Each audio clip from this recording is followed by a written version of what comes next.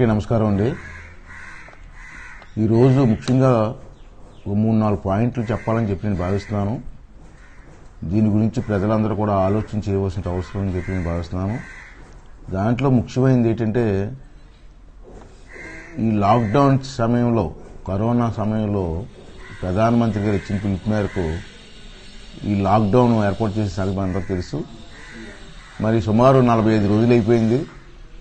ఎవరికి పనులు లేవు, కూలి పనులు లేవు, వ్యవసాయ పనులు లేవు, వ్యాపారాలు లేవు.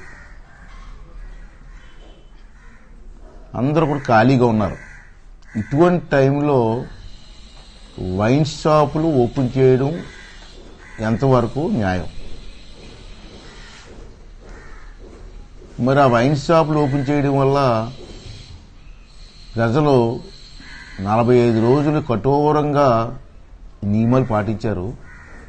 ఒక పక్క డాక్టర్లు కానీ, పోలీసులు కానీ, నర్సులు కానీ, పారిశుద్ధ్య కార్మికులు కూడా ఎంతో కష్టపడిన ప్రజల కోసం పనిచేశారు. ఈవేళ ఒకేసారి వైన్ షాపులు ఓపెన్ చేయడం వల్ల ప్రజలందరూ వెర్రెక్కిపోయి వైన్ షాపుల ముందు పెద్ద క్యూలు కట్టి ఒకరి మీద ఒకరు తోసుకొని మందుకొని పరిస్థితి వచ్చింది. చూసాం, కళ్ళారా చూసాం. దీనివల్ల మరి 40 రోజులు కష్టపడ్డ డాక్టర్ల తాలూకు కష్టానికి ఫలితం ఏమైందండి? బూడిదలు పోసి పన్నీరు అవ్వలేదా? ఇది ప్రభుత్వాలు ఆలోచించవండి. అంటే ఇవన్నీ కూడా ప్రజలు కూడా ఆలోచించవలసిన అవసరం ఉంది. కేవలం డబ్బుల కోసం, వ్యాపారం కోసం ప్రభుత్వాలు ఇటువంటి నిర్ణయాలు తీసుకోవడం మంచిది కాదు. పైగా షాపుల్లో చూస్తున్నాం ఇవాళ. ఆ షాపులు ఏంటంటే ఆ బ్రాండ్లు ఏంటో ఎవరికి తెలియదు. చెత్త బ్రాండ్లు, పనికిరాని బ్రాండ్లు, మనుషులు తాగే బ్రాందీ కాదు అది. ఎక్కడెక్కడో బ్రాండ్లు, ఎప్పుడూ కూడా చూడని బ్రాండ్లు తీసుకొచ్చి షాపుల్లో పెట్టి 50 రూపాయలు నిబ్బుని 150 రూపాయలు, 200 రూపాయలు కూడా అమ్మి ప్రజల జేబుల్లో డబ్బులు దోచుకొని ప్రయత్నం చేయడం ఈ టైంలో కరెక్టా? ఈ పద్ధతి కాదు. అంచేత ఇమీడియట్గా ప్రభుత్వాలు ప్రధానమంత్రి గారికి కలుగు చేసుకొని ఈవేళ ఈ బ్రాంచ్ షాపులు ఓపెన్ చేయడం వల్ల ప్రజల్లో క్రమశిక్షణ పోయింది. విచ్చలవిడిగా రోడ్డు మీద తిరుగుతున్నారు. అంచేత ఇమీడియట్గా బ్రాంచ్ షాపులు మూసే ఆ పరిస్థితి తీసుకురావాలి. రెండోది, గ్రామాల్లో నాటు సారా విపరీతంగా పెరిగిపోయింది.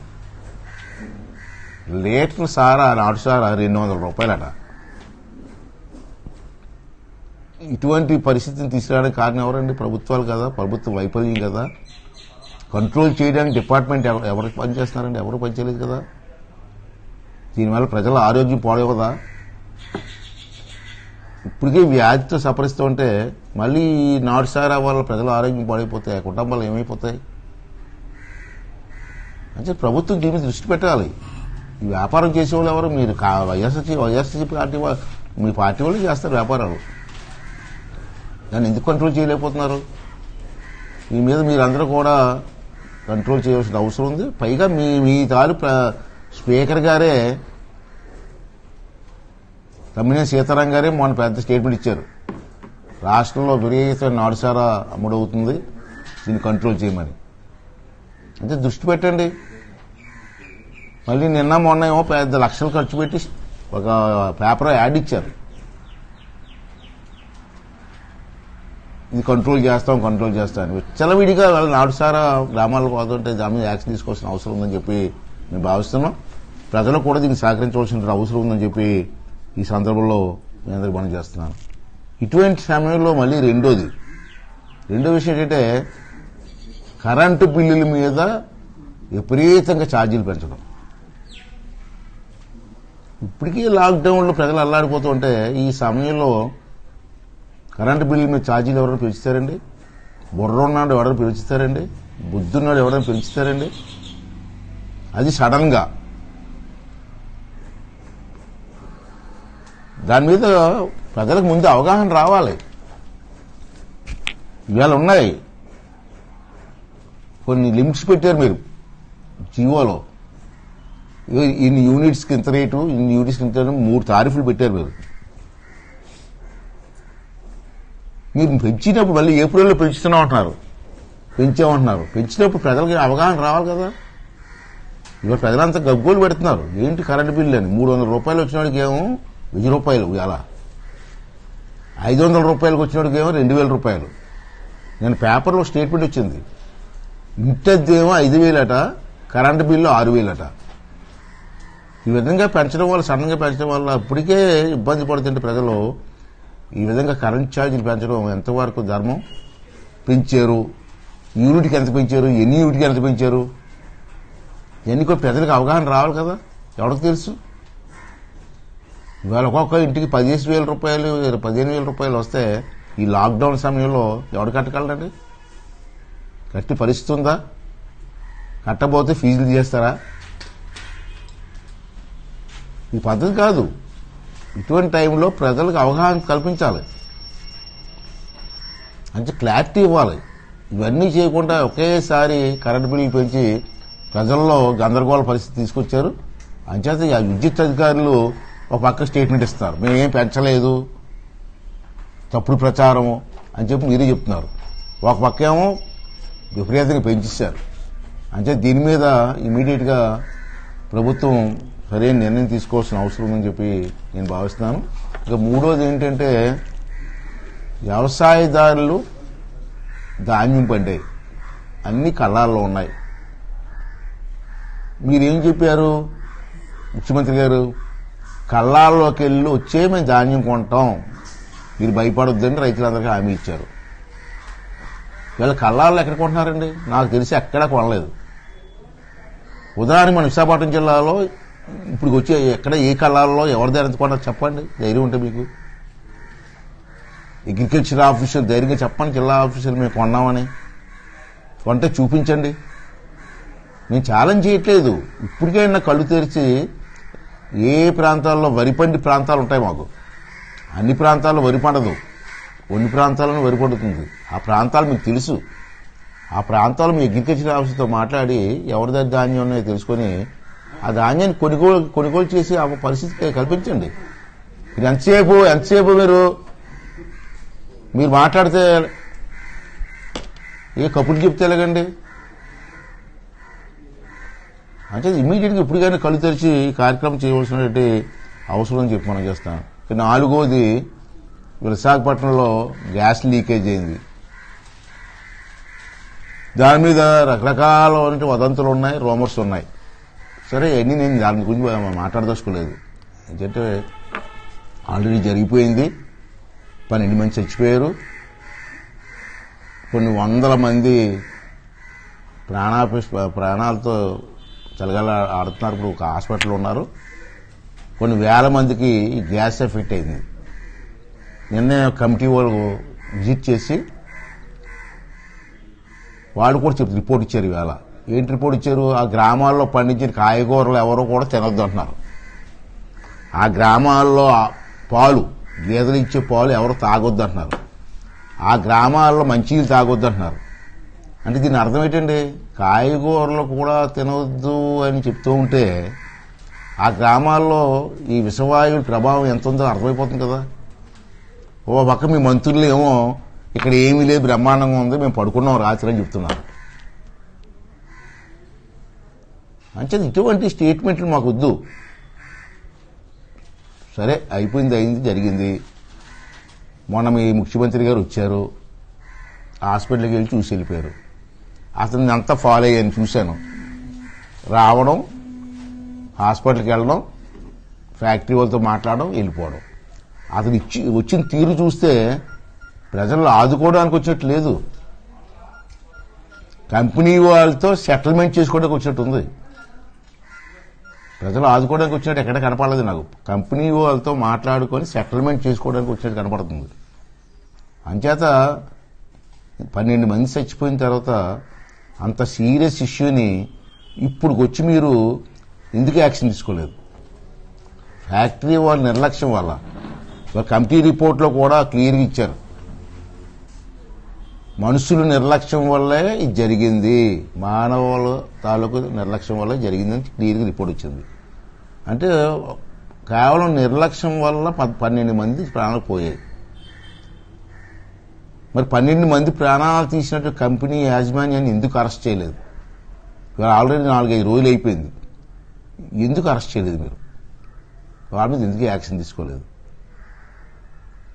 ఈవేళ నిన్న కూడా పిల్లలు పోయినటువంటి తల్లిదండ్రులు అంటున్నారు, చాలా నష్టం జరిగింది మాకు మేము కోరుకున్నది ఒకటే, ఫ్యాక్టరీని ఇక్కడి నుంచి మార్చండి అని అడుగుతున్నారు. ప్రజలందరూ కూడా అదే డిమాండ్ చేస్తున్నారు. అన్ని పార్టీల వారు కూడా ఫ్యాక్టరీని అక్కడికి షిఫ్ట్ చేయమంటున్నారు. ఎందుకు అంటున్నామంటే ఇది రాజకీయం కాదు. ఫ్యాక్టరీ పెట్టేటప్పటికి అక్కడ పెద్ద ఊరు లేదు, తక్కువ ఇల్లులు ఉన్నాయి ఆ రోజుల్లో.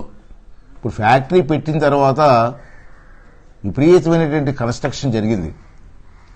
థిక్లీ పాపులేటెడ్ ఏరియా ఏదో ఉందంటే ఆ ఏరియా విశాఖపట్నం టౌన్లో అన్ని ఇల్లులు వచ్చాయి. ఊరు పెద్ద ఊరైపోయింది.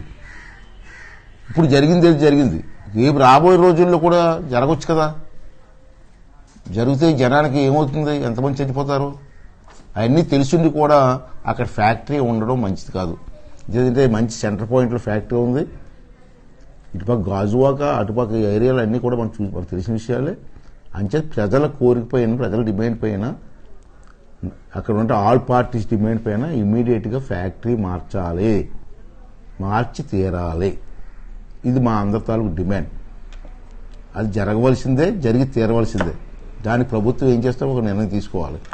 అయితే మాకు తెలిసిన రూమర్స్ ఏంటంటే విజయసాయి రెడ్డి గారు ఆల్రెడీ విశాఖపట్నం వచ్చి మకాం వేశారు. ఇక్కడ అతనికి ఇటువంటి లిటిగేషన్ పెట్టడంలో పెద్ద హస్తం, దాంట్లో అనుమానం లేదు. ఇప్పుడు మాకు వచ్చినట్టు ఇన్ఫర్మేషన్ ఏంటంటే అక్కడ ప్రజలు మాట్లాడుకునే విధానం ఏంటంటే, చాలామంది మాట్లాడుకునే విధానం మాకు తెలిసింది ఏంటంటే, ఫ్యాక్టరీని ఇమ్మీడియట్గా మార్చడానికి విజయసాయి రెడ్డి గారు కూడా పావులు కలుపుతున్నారని. మంచిదే. ఫ్యాక్టరీని మార్చి ఎక్కడికో విజయనగరం జిల్లాలో ఎక్కడికో మారుమూల గ్రామానికి మార్చి వాళ్ళకి గవర్నమెంట్ కొంత ల్యాండ్ ఇచ్చి ఫ్యాక్టరీని మార్చేసిన తర్వాత ఇప్పుడు ఇక్కడ ఉన్నటువంటి 1000 ఎకరాలు కూడా విజయసాయి రెడ్డి ఆక్రమించుకోవాలని చూస్తున్నారనేది ఇవాళ పబ్లిక్లో రూమర్. ఇది ఎంతవరకు కరెక్ట్? అంటే ఫ్యాక్టరీని మీ స్వలాభం కోసం మార్చేస్తారా? మార్చేయండి, మార్చమని మేము కూడా చెప్తున్నాం. మార్చేసిన తర్వాత ఈ సైట్ మీరు కొట్టేయడానికి చూస్తున్నారా? ఇవాళ 1000 ఎకరాల స్థలం, అది చుట్టుపక్కల ఆక్రమించే స్థలాలతో కలిపితే 1000 ఎకరాలు సుమారు ఉంటుంది. 1000 ఎకరాలు ఇవాళ ఖరీదు ఎంత అంటే 10,000 కోట్లు.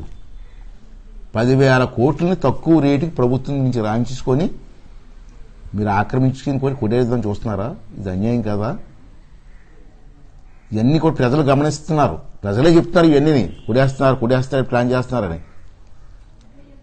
అటువంటి తప్పుడు పని చేస్తే ఎవరు ఇక్కడ ఊరుకునే పరిస్థితి రాదు. విజయసాయి రెడ్డి గారు, మీ మీద నిందలు వస్తున్నాయి, మీ మీద కామెంట్స్ వస్తున్నాయి, ప్రజలు కూడా మీ మీద అనుమానం పడుతున్నారు.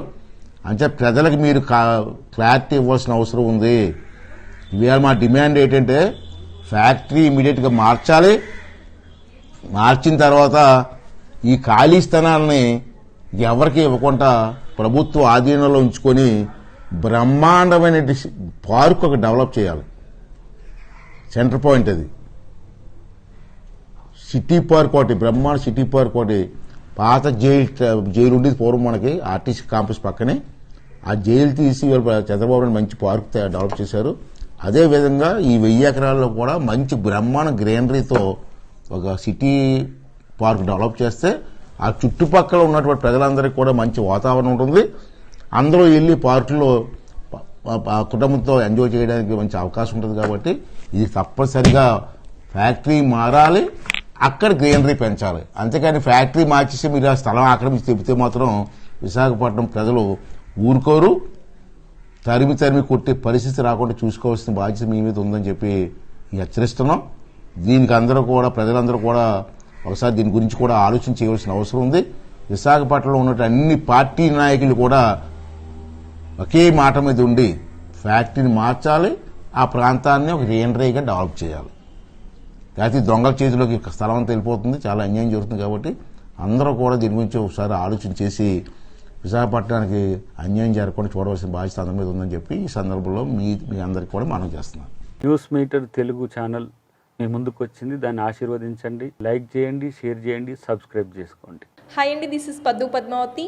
Please subscribe News Meter Telugu. Hi viewers, this is Ashita Chaudhary. For more updates, please subscribe News Meter Telugu.